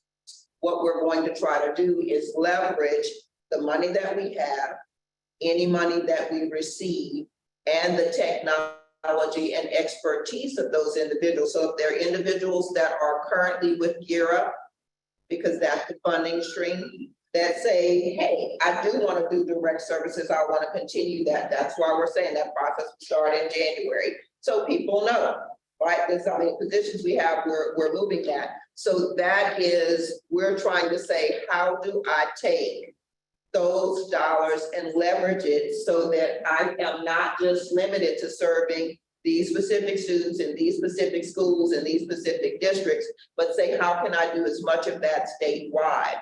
A proof of concept for that has been what student engagement is doing, what CASC is doing. Virtual office hours are not limited to zip code, they're not limited to income, they're not limited to any demographic, nor student engagement groups.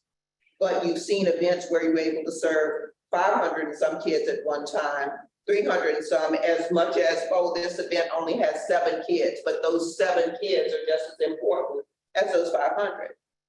So we've been working on that, knowing that anytime you're given a grant, you know that that grant has an ending date and you know what it is. It's not a secret. And it's also what's called a capacity building grant, which means that the federal government has every right to expect you to be able to say, and when my money dries up, what are you going to do with the money that you have? So this is not a train that we knew was going to go. So it's stopping.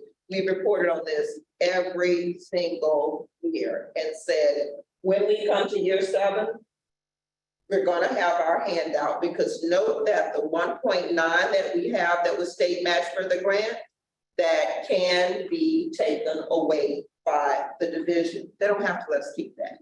So we're working to say, if I start saying this and hiring against that, knowing that, okay, if you tell me in June that I am going to get more, then I have to ramp up because I cannot live beyond my means.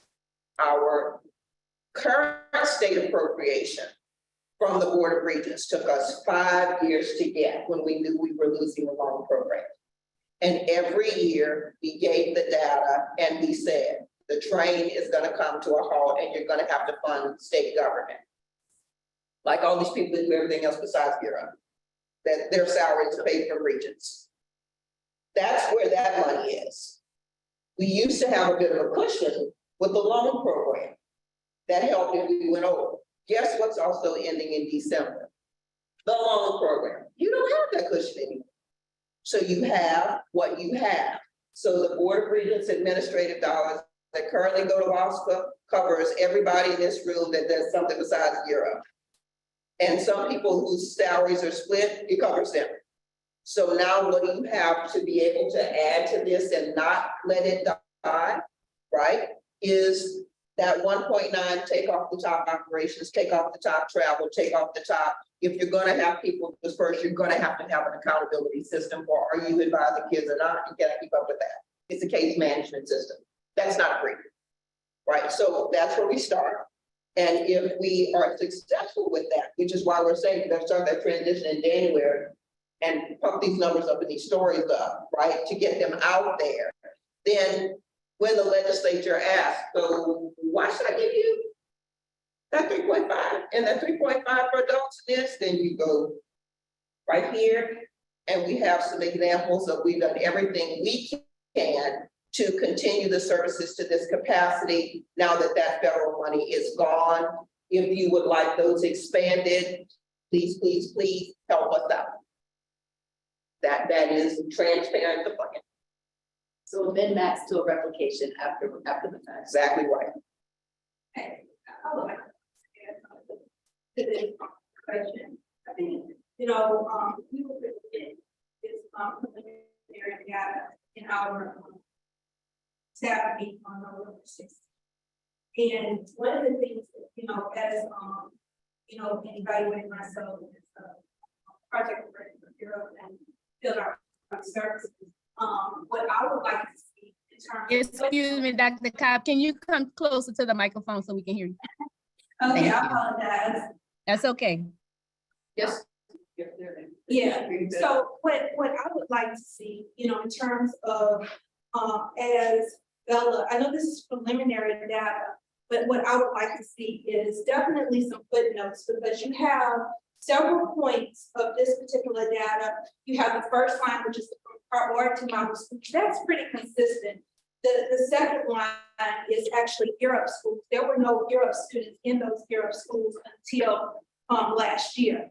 So definitely, in terms of this is being presented to the advisory board, and this is being presented to lawmakers, Bella definitely needs to do a better job in terms of stating what these variables are and putting some notes underneath these tables. Also, if it comes down to making decisions as it relates to 21 people, this is one data indicator. They definitely need to speak to some other data indicators. So that's what I would say, as looking at this particular data set, because I've looked at this data for quite some time, for quite some years.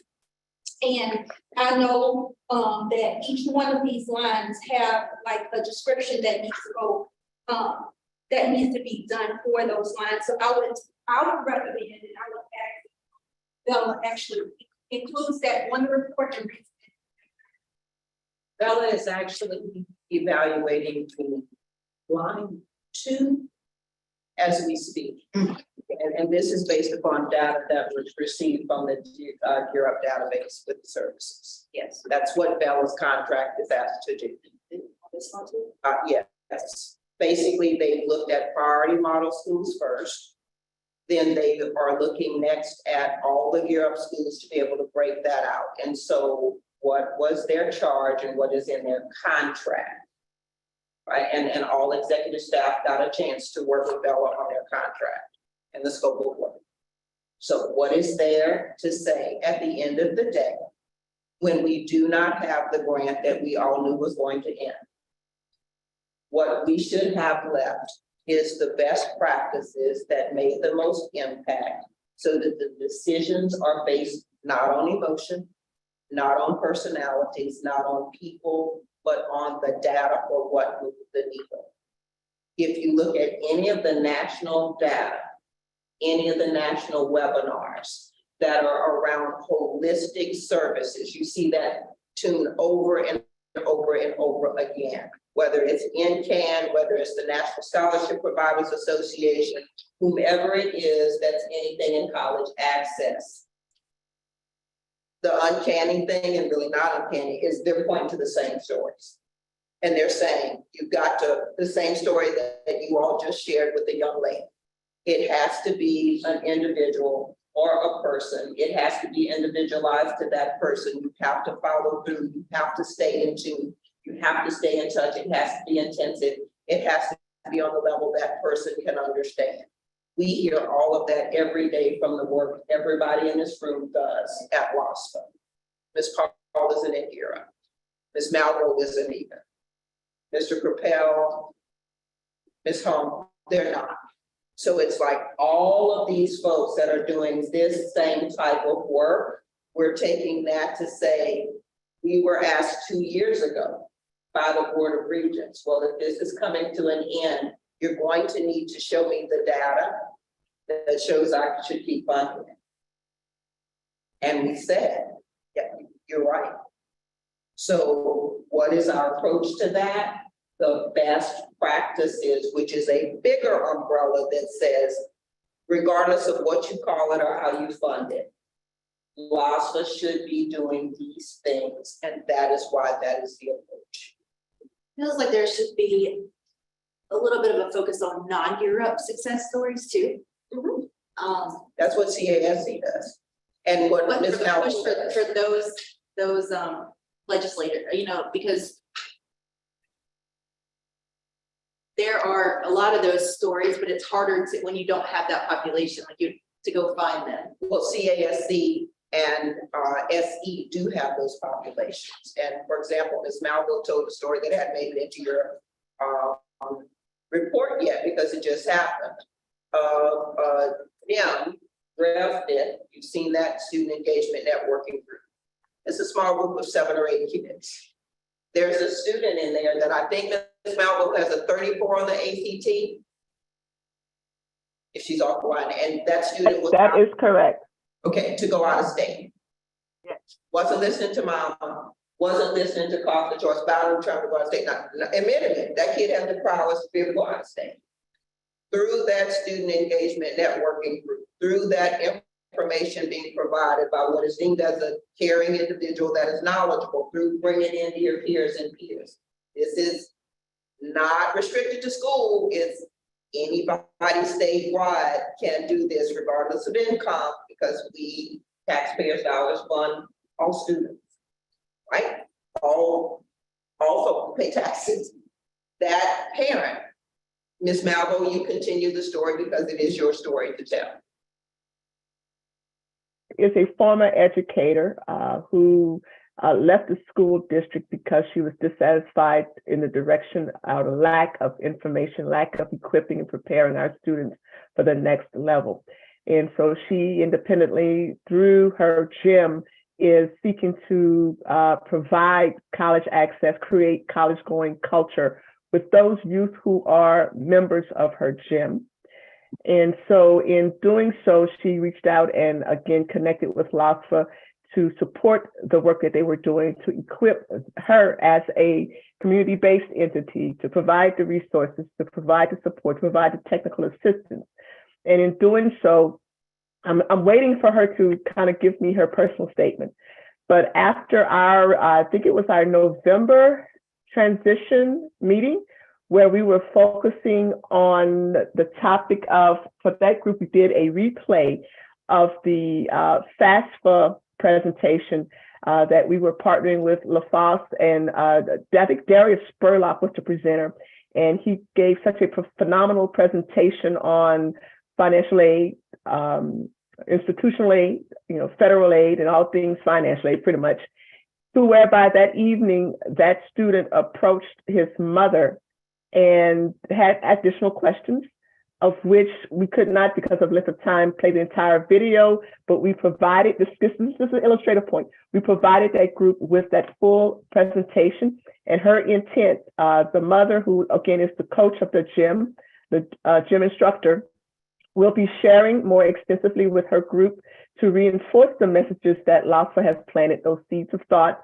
Because that morning, she called me just overwhelmed. Her son that evening had so many questions and had resolved his own plan, in that he is now seeking to go and stay in state, sharing with her his plans to pursue a medical degree, and recognizing the value in what Louisiana is now availing to their students, for those particularly who merit-based again, and because he is now trying not just settle for the 33 or 34, but trying to go for that 36.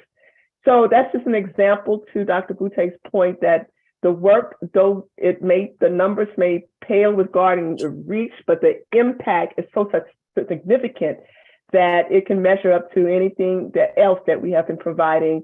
And so even with the shift towards the LOSFA 2.0, the outreach to all throughout, this one story is just one testament of the potential that's there. So that is very much the intent, is to keep that level of service and that level of intensity, but be able to leverage funds to do that to a broad audience statewide.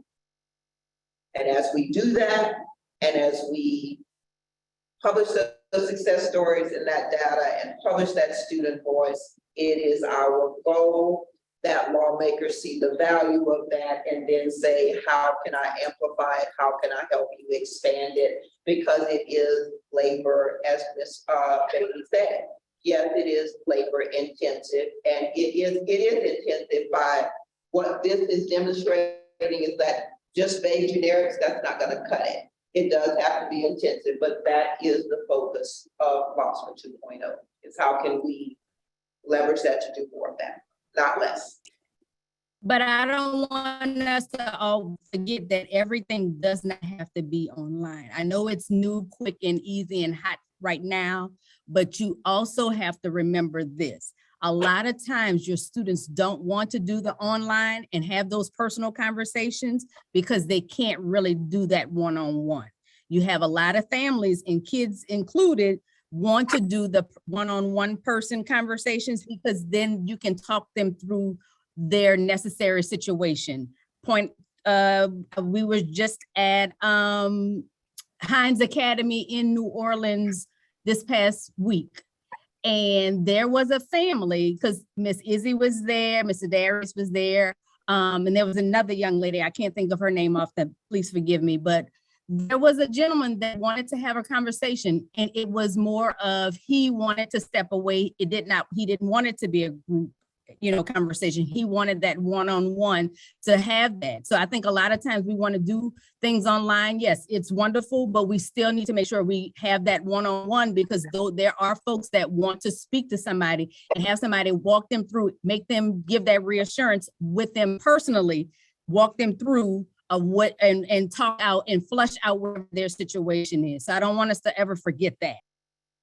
No, that you make a very valid point, but my point is that that is included in this model.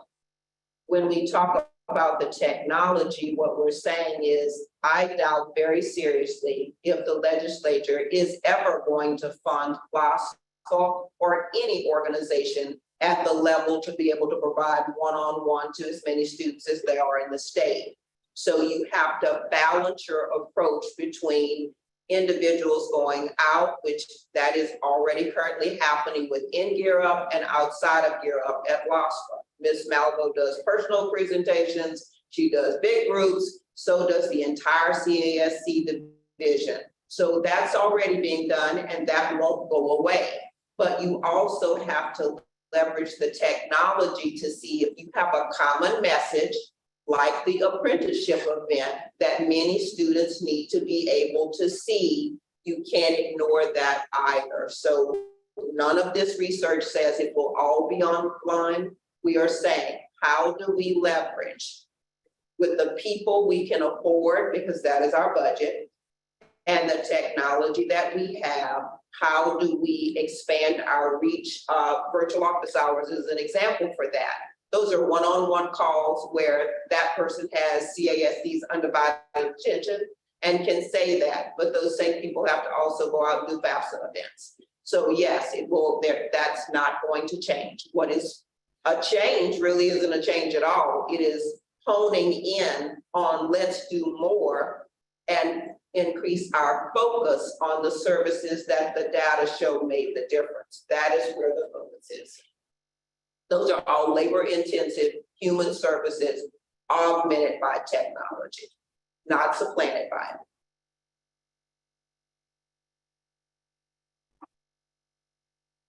Other questions? No, I say well said. Thank you. I have a question. I should know the answer, but I don't. Maybe I should know.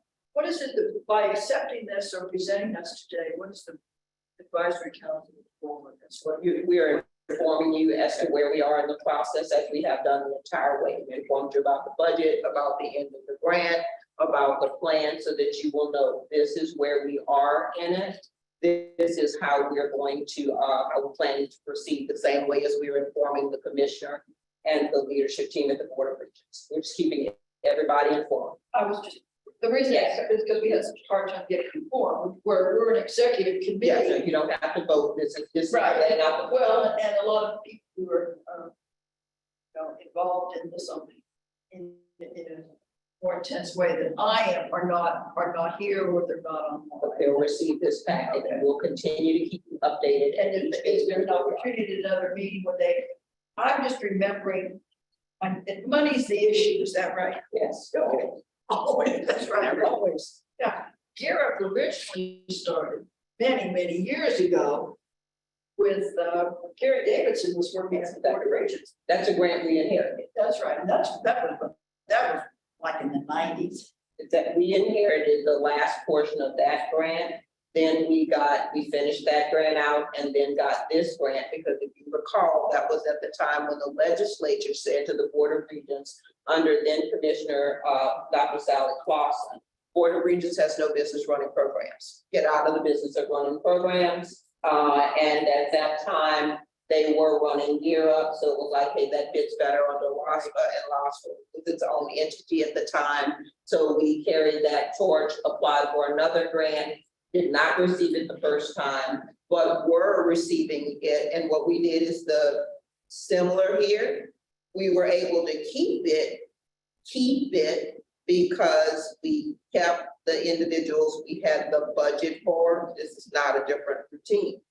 But the program and the individuals were much smaller, like under 10, right? So we did, and we said, what are we going to do on our own dime?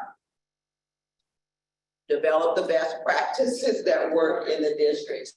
So when we got the call from the Fed saying, hey, we are funding down this late. Are you ready? We're like, sure, because we never stopped the work. So what are we doing this time? Looking at the budget, it's a much larger program now. Funding those individuals in those capacities that we can, based on the data that says this is where the biggest bang for your buck is, because you can't fund everything, but what do you need to focus on, right? Continuing that great work. If state gives you 3.5, then you expand your program based upon your budget to pay. If you get another Gear Up grant, you write it based upon the data that is most supportive of getting another grant. And what are you doing? Continue to expand and prove upon the fact that these best practices. Not different, just what is different this time? The scale. Right. And at that time, we also had operating fund for loans that was paying a large percentage of LOSFA's admin costs. So you were at a different time, and then the felt died, and we said, you're gonna have to pay for your own people. And then we were successful in that, and that's between 9 and 10 million. Yes.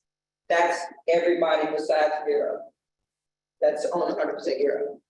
Now we've got, okay, you're losing that, plus you're losing that cushion in operating dollars, right? So now it's like, okay, here's a budget. We know this is important. How can we do it? How can we continue the work, focusing on what made the biggest impact? And so that if there are additional funding, we are proving that, no, we didn't stop. We double down, refocus, and yes, we'll take that, and yes, we'll expand the team because the cushions are gone. Did I miss it? This is very helpful and also clarifying the advisory board here. I would like to see Bessie, and I would like to see Board of Regents particularly. Maybe it's time for them to go back and evaluate all the things they find out in the support fund, which they get every year, because professorships, one, and endowed scholars. Every school, I mean, they're raising more money and we're still giving them to them. Maybe, this is a pipe dream. Maybe this is where you have more impact to get the students than that endowed professorship. I mean, it's those are not state dollars per se, but that's where Gear Up came from originally.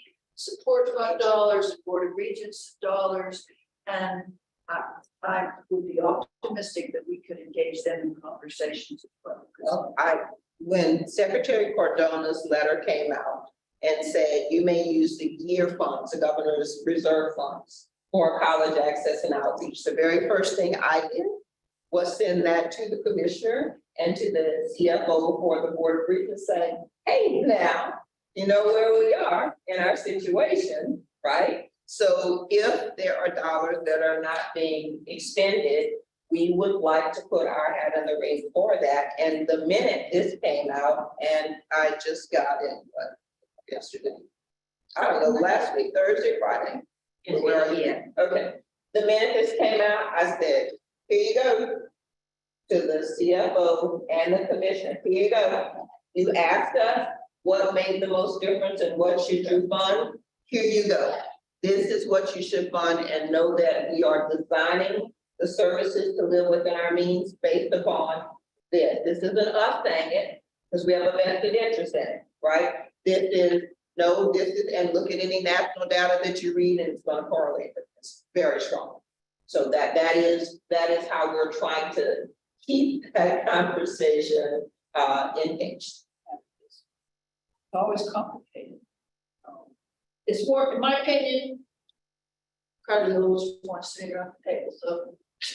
Yeah, we're all trying to get to the same place, but we don't always get on the same train. We sometimes have 3 or 4 different tracks heading down that road, and if we just gave up the train tracks or the silos or whatever you want to call them, and focus more on the final destination, because we don't have enough resources, we don't have enough in-migration coming, we don't have enough new things to move there unless we combine, go on the tracks. I mean, I've been engaged in higher education since 1985.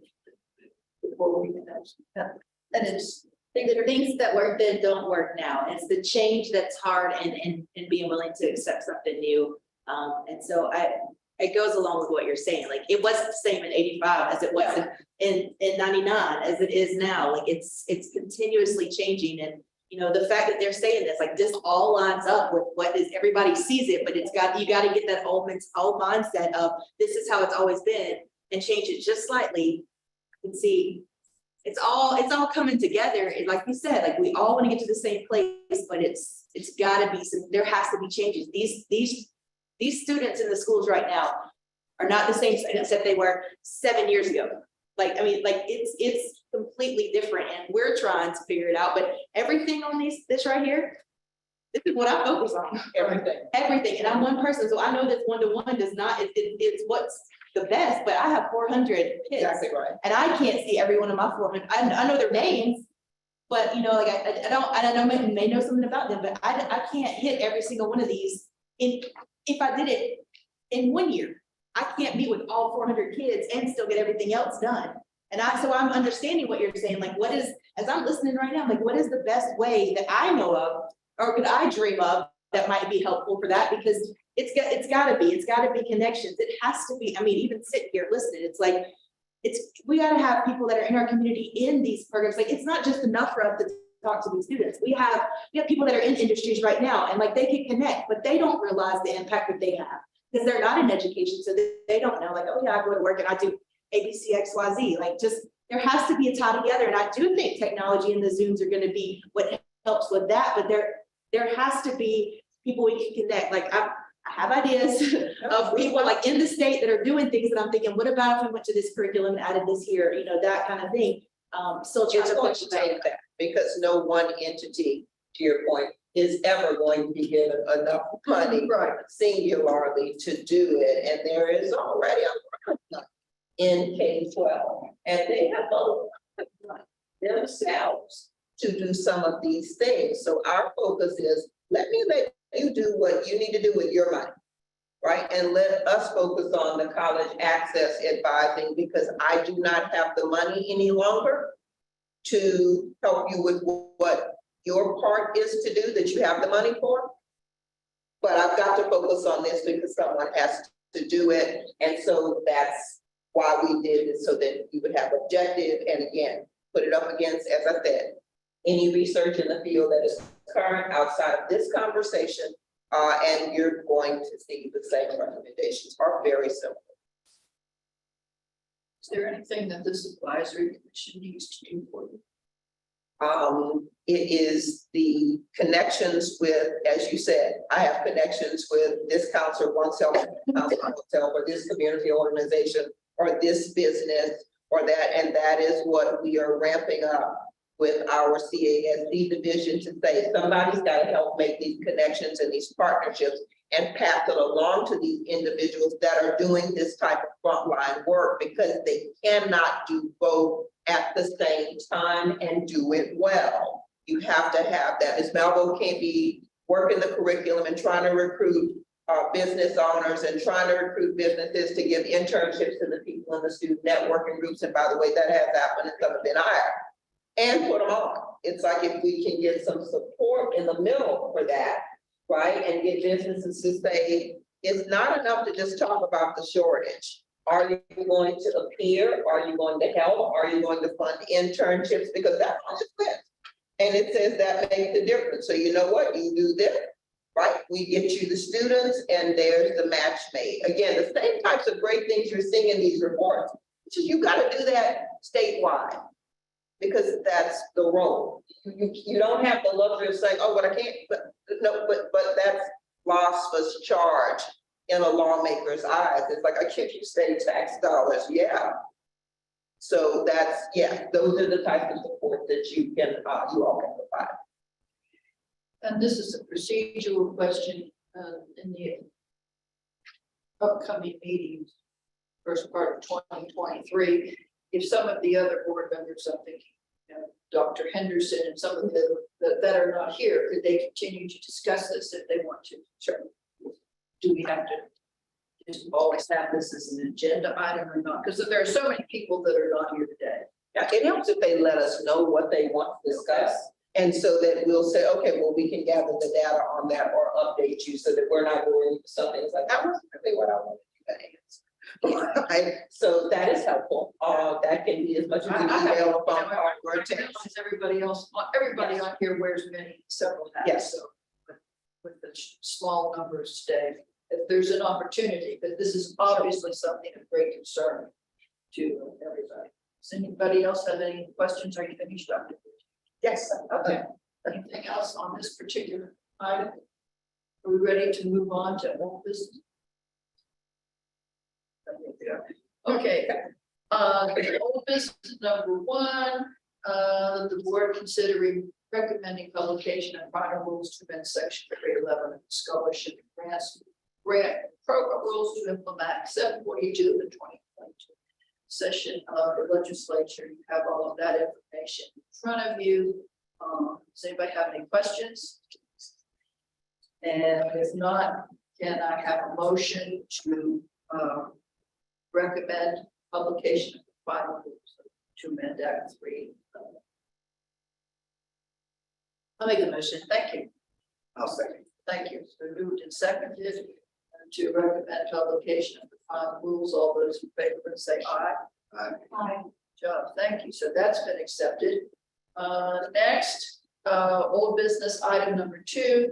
The advisory board consider recommending publication of final rule to amend sections 509, 703, 705, 83, 805, and 2103, and to add chapter 24 of the scholarship and grant program rules to implement the provisions of Act 207, Act 463, Act 681, and Act 502.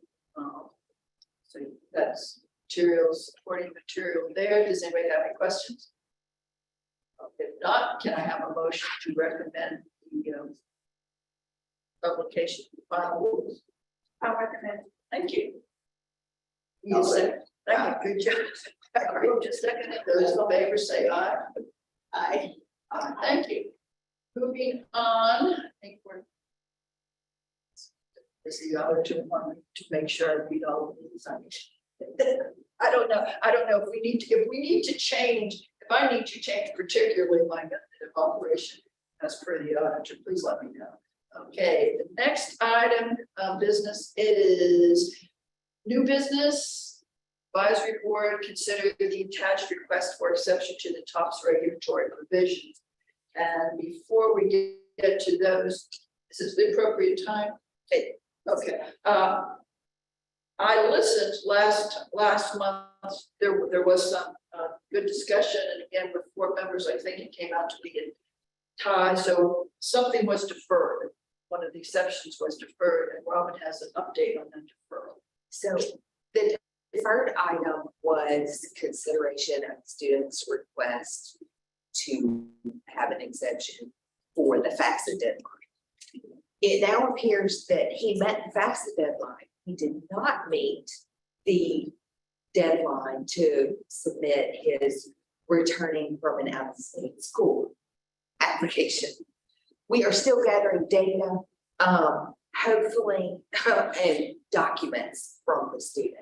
So hopefully we will receive everything we need and be able to lay everything out and determine exactly what it is he needs the exception for. Hopefully the plan is to bring it to you next month. But we do have a staff member who is talking to the student regularly, trying to get that information.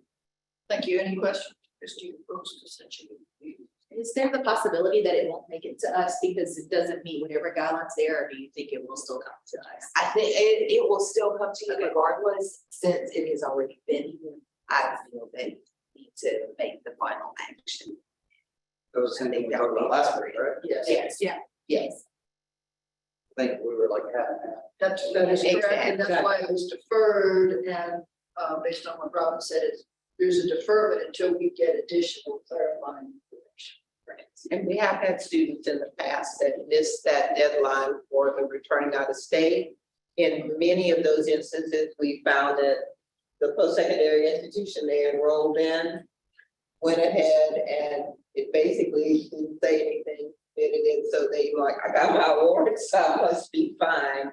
But they missed the application deadline. And in some instances, this institution didn't know, they don't, unless they fill out that application and they show up somewhere and get paid and bill for tops, how are you going to know that this is a returning out of state student? So we've worked on those lines of communications with the schools, and that's the research to see if this one of those instances where the kid would not have known that he needed to do something else, because if I'm getting my award, I must be good. Any questions on that particular item? Not, we'll move on there. I need a motion on this item. Oh, okay. Yeah, we have five recommendations for approval that are presented and were presented in your packet on. Before we vote, I just want to say that if people don't understand, it takes a lot more to go to college than just that small grant. This is proof here. When you read these stories, it's about something else is intervening in my life, and I just don't have the money or the wherewithal to do this right now. Goes back to what you were saying earlier. Or a trauma or a tragedy? Yes. That was me. So I have no problems with any of these. Do any of you have any questions? There were five. If you have no questions, then I'll accept a motion to recommend these requests for exceptions. I made a motion. Thank you. Second. I'll say. Thank you. So moved and seconded. All those in favor, signify by saying aye. Aye. That's accepted. Moved and seconded. So no recommendations for denial. Is there anything else to come before the commission? Okay, that's good. I saw the dates under old business again, but we already approved what it was last. Yeah, I just put it all. something messed up in my slide. I had a very hard time with the PowerPoint this time, and I was working on my laptop and my desktop, and I think the final didn't get saved to the desktop that I was working on yesterday, so that's my fault. I just put it on my calendar. Well, the repetition is our friend. I literally just put it on my calendar right this second. Yeah. Okay, if there's nothing else, I need a motion to adjourn. Oh, no. For a second. I'll second. Thank you. You are adjourned. There's food. I believe there's a little microwave. I don't know